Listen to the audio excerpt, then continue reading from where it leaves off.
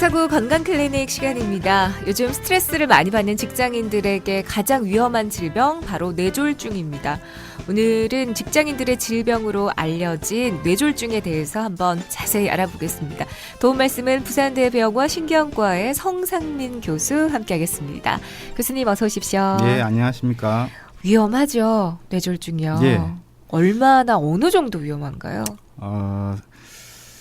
일반적으로 알고 있기로는 사망률 1위 하면 그 대부분 암을 떠올리시지만 실제 단일 질환으로 사망 원인 1위는 뇌졸중입니다. 네. 뇌졸중은 두 가지로 나눌 수 있는데 뇌출혈과 뇌경색으로 우리 두 가지로 나눌 수 있습니다. 네. 일반적으로 그 뇌졸중에서 뇌경색이 약 85% 정도로 뇌출혈보다는 더 많이 발생하고요. 뇌졸중은 뇌혈관 이상으로 발생하기 때문에 어느 혈관에 문제가 발생하느냐에 따라 팔다리 마비, 어느 장애, 어지럼증, 감각 이상, 시야 장애 등이 올 수 있는데 네. 적절한 치료를 받지 못하면 심각한 신체 인지 장애가 남거나 심지어 사망할 수 있기 때문입니다. 근데 보통 드라마를 보거나 주위에 보면 정말 건강하고 멀쩡한데 갑자기 쓰러져서 마비가 오더라고요. 이렇게 뇌졸중은 정말 갑자기 증상이 오는 건가요? 예, 갑자기 생기는 게 아주 특징적입니다. 네. 뇌혈관이 막히거나 터져서 생기는 질환이 뇌졸중이기 때문에 뇌세포로 가는 혈류 공급의 장애가 오는 순간 증상이 갑자기 생깁니다. 네네. 특히 이제 운동 기능을 담당하는 뇌 부위나 이러한 신경이 지나가는 부위에 혈관이 막히면 그 기능의 장애가 생겨 갑자기 발다리 마비가 생기는 것이죠. 실제로 이제 교수님들 환자분들 많이 만나시잖아요. 네. 병원에 있으면 어떤 정도의 상태일 때 가장 많이 오세요? 거의 매일 이제 뇌졸중 환자가 병원 응급실로 옵니다. 그 통계에 따르면 실제 우리나라에서 매년 약 10만 5천 명 정도의 뇌졸중 환자가 발생하고 네. 5분마다 한 명이 뇌졸중의 증상이 생긴다고 합니다. 네. 근데 이제 안타까운 사례는 뇌졸중 증상이 생겼는데도 병원에 늦게 오는 경우입니다. 예전에 비해서는 증상이 생기면 대부분 병원에 빨리 오는 편이지만 아직도 병원에 늦게 와서 최적의 치료 기회를 놓치는 경우가 많습니다. 늦게 온다는 거는 본인이 그 증상이 있는데도 빨리 오지 않는 분들이 많으시다는 거예요? 실제 이제 뇌졸중 증상이 있는데 그걸 잘 인지를 못하는 거죠. 이게 이제 뇌졸중에 의한 증상이라고 정확하게 인지를 하면 네. 병원에 오시는 경우도 빨리 오시는 경우도 많지만 대부분 이 증상이 그냥 가벼운 증상으로 넘어갈 수 있다고 생각하기 때문에 그 네. 시기를 놓치는 경우가 많습니다. 그럼 말씀을 해주셨으니까요. 네. 그 증상들이 어떻게 나타나나요? 증상은 대부분 갑자기 생기고 특히 이제 어느 부위에 뇌혈관이 막힌느냐에 따라서 증상은 아주 다양하게 생기는 거죠. 그 대표적인 증상이 네. 얼굴 마비라든지 팔다리 마비, 네. 어느 장애 이러한 증상들이 대표적인 증상으로 나타날 수 있습니다. 일단 문제가 있으니까 바로 응급실에 오셔야 될 것 같아요. 빨리 올수록 치료가 잘 되는 건가요? 예후가 좀 어떤 편이세요? 그렇죠. 이제 아주 중요한 것은 그 네. 치료 시기가 아주 중요합니다. 네. 뇌졸중 치료의 가장 중요한 것은 얼마나 빨리 적절한 치료를 받느냐 하는 것이 제일 중요한 거죠. 네. 실제로 환자가 4시간 30분 이내에 혈전용해제를 투여받게 되느냐가 가장 중요한 치료의 첫 치료 단계입니다. 4시간 30분 안에. 네. 네. 그렇지만 하지만 그 4시간 30분 안이라도 1시간, 4시간 반. 그죠? 시간 차이가 있기 때문에 얼마나 빨리 치료를 받느냐에 따라서 치료에 대한 효과는 당연히 다릅니다. 그럼 1시간 안에 오느냐, 2시간 안에 오느냐에 따라서도 달라지는 거네요. 네, 그렇죠. 근데 최소 4시간 반 안에는 와야 된다. 네, 그렇죠. 라는 말씀이세요. 그래서 치료를 1분이 늦을 때마다 뇌세포 약 200만 개가 손상이 됩니다. 그래서 시간이 길어질수록 네. 뇌세포 손상은 더 많아지는 거죠. 그러면 교수님 왜 우리가 4시간 반 안에 올 수가 없을까요? 먼저 본인의 증상이 뇌졸중일 수 있다는 것을 아직 모르는 경우가 많습니다. 안타깝네요. 네. 최근 여러 매체와 홍보를 통해서 점점 나아지고 있지만 아직도 잘 모르는 경우가 많고 네. 감각 증상만 있다든가 실제 팔다리 마비가 없으면 본인의 증상을 무시하는 경우도 많습니다. 또한 뇌졸중 증상이라고 알고 나서도 네. 바로 병원 응급실로 오지 않고 여전히 본인 스스로 민간요법이라고 하는 것을 시도하다가 지체하는 경우도 많아서 네. 실제 안타까운 사례도 많이 보고 있습니다. 그러면 앞서 팔다리 마비가 없고 감각 증상만 있을 때는 잘 모른다고 했는데요. 그 감각 증상이라는 게 어떤 건가요? 대부분 뭐 저리다든지 저리다. 아주 시린 느낌 네. 뭐 그런 증상이 그냥 일반적으로도 그냥, 우리가 생길 수 있다고 생각하기 네. 때문에 대부분 좀 무시하는 경우가 많죠. 혹시 어지러운 것도 들어가나요? 네, 그렇죠. 뇌졸중 증상은 아주 다양합니다. 뭐 어지럼 증상이 생길 수도 있고 또한 두통으로도 생길 수가 있고요. 그럼 그냥 난 그냥 머리 아픈가 보다 하는 네, 그렇죠. 정도. 그런데 이제 두통이 갑자기 벼락치듯이 아주 심한 두통이 생겼다. 네. 이러면 우리가 뇌졸중, 특히 이제 뇌출혈 같은 경우도 생각을 해야 됩니다. 자, 오늘은 뇌졸중 증상과 치료 방법에 대해서 부산대학교 병원 신경과 성상민 교수와 이야기 나눠보고 있습니다. 샵 0949번 100원의 정보 이용료가 있습니다. 문자로 문의 주시기 바라고요. 621-9490, 622-9490 두 대 전화 열어놓겠습니다. 교수님, 저희 OX 퀴즈 내고 있는데요. 교수님이 한번 문제를 좀 더 내어주시겠습니까? 네. 네. 조금 전에 그 증상을 제가 조금씩 이야기를 했지만 네. 문제를 내드리겠습니다. 네. 뇌졸중의 증상 중 하나인 신체 마비와 언어 장애가 있을 때는 집에서 충분히 쉬었다가 병원을 찾는 것이 좋다. 네. 네. 맞다고 생각하면 뭐 중간에 거의 답을 말씀해 주셨어요. 네, 교수님. 제가 조금 네. 전까지 좀 강조한 부분이 있습니다. 네. 아니다. 얼른 가야 된다라고 생각하면 X 보내주시면 되겠습니다. 샵 0949번 한 통에 100원입니다. 문자메시지 상품도 챙겨가시기 바랍니다. 이번에는 주요 상품권 오늘 보내드릴게요. 자, 15분 교통정보 저희가 고속도로 흐름 정리한 후에 또 건강클리닉 이어가겠습니다. 한국도로공사 부산경남본부입니다. 김세훈 리포터. 네, 현재 부산 경남권 고속도로 위로는 작업 구간들이 늘어나면서 정체되는 구간들도 있습니다. 경부고속도로 서울 방향으로 언양 휴게소 부근 49km 지점에서 52km 지점 구간 2차로에서 노면 포장 보수 작업이 진행되고 있습니다. 지금 작업의 여파로 구간 6km 정체 감안하셔야겠습니다. 이어지는 대구 부산 고속도로는 대구 방향으로 청도 휴게소 58km 지점 1차로에서 노면 보수 작업이 진행되고 있고 이 시각 남해고속도로 본선 부산 방향으로는 냉정분기점 부근 144km 지점 1차로에서 시설물 설치 작업이 진행되고 있습니다. 이렇게 작업 구간과 정체 구간 지나시는 분들께서는 교통안전에 각별히 주의하시길 바랍니다. 이어지는 남해제 2지선 냉정 방향으로 가락에서 서부산 요금소를 지나 냉정분기점 구간은 소통 원활한 모습 확인되고 있고 이어지는 중앙고속도로는 대동에서 삼락을 오고 가는 양방향으로 이동 여건 좋은 모습 확인되고 있습니다. 중앙선 지선 역시 원활한 모습인데요. 물금에서 양산분기점 일대로 수월한 흐름 확인되고 있습니다. 한국도로공사 부산경남본부였습니다. 부산교통방송입니다. 태풍 대비 유의사항 및 국민 행동 요령에 대해 말씀드리겠습니다. 태풍이 오기 전에는 뉴스를 통해 태풍 경로를 주시하고 계곡과 하천 근처의 야영객은 안전한 곳으로 대피합니다. 비닐하우스, 선박 등은 단단히 묶고 배수로를 정비하며 창문은 젖은 신문지나 테이프로 파손을 예방합니다. 응급약품, 손전 등, 식수, 비상식량 등 생필품은 미리 준비하고 대피 장소와 비상 연락 방법을 알아둡니다. 태풍의 영향권에 있을 때는 야외 활동을 자제하며 물에 잠긴 도로에서는 감속하고 산사태 등 붕괴 위험 지역은 피합니다. 특히 전신주, 가로등, 신호등을 손으로 만지거나 가까이 가는 행동은 감전 위험이 있으므로 절대 하지 않습니다. 대피할 경우에는 수도와 가스 밸브를 잠그고 전기 차단기를 내려둡니다.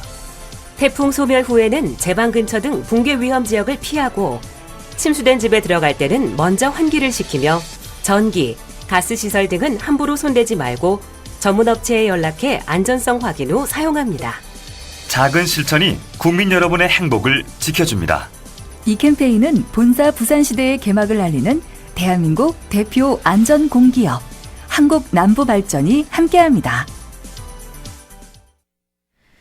구세구 건강클리닉 오늘은 뇌졸중 증상과 치료 방법에 대해서 함께 이야기를 나누고 있습니다. 부산대병원 신경과 성상민 교수 계속해서 자리하고 있는데요. 교수님 저희가 지금 상담 전화가 걸려와 있어서 네. 한번 전화 상담하도록 하겠습니다. 전화 연결되셨어요. 여보세요? 예, 안녕하십니까. 네. 어디가 불편한지 말씀 주세요. 이 좌측 머리가 마비가 와 2주 전에 왔고요. 네, 좌측 네. 머리가, 좌측 머리가, 네, 네. 말씀하십시오. 예, 언어가 구사가 잘 안 됩니다. 네, 네. 2주 정도 지났습니다. 지금 그 팔다리 마비는 없으세요? 예, 좌측의 마비가 있습니다. 네, 지금 뭐 제가 들어봤을 땐 전형적인 그 뇌졸중 증상으로 지금 보이는데요. 예, 말씀하실 때 약간 어눌한 것도 지금 관찰되고요. 예, 그리고 왼쪽이 마비가 됐다면 저희들이 제일 먼저 오른쪽 뇌에 어떤 혈관 문제에 의해서 뇌졸중, 뇌경색 이런 게 가장 의심이 되는 상황입니다. 그래서 지금 병원은 안 다니십니까 지금? 병원 갔다 왔습니다. 네. 그래서 병원에서 지금 진료를 받고 계십니까? 예, 예. 네. 그래서 지금 뇌졸중이나 한걸 하더라고요. 네네 제가 들어봤을 때 전형적인 뇌졸중 증상인데 2주 정도 치료받고 되셨으니까 지금 급성기 치료는 아마 다 하셨을 거로 제가 판단이 예. 되고요. 지금으로서는 이제 재활 치료가 가장 중요시되고 또 2차 뇌경색에 대한 예방으로서 지금 드시는 병원에서 처방받으신 약물이 있으시죠? 예, 예. 네, 그거를 꾸준히 잘 지켜서 드셔야 되고 예. 기존에 고혈압, 당뇨 있는 거 있으셨습니까? 없습니다. 네, 그러면 고혈압, 당뇨가 생긴다든지 그게 앞으로도 주기적으로 관찰하시고 예.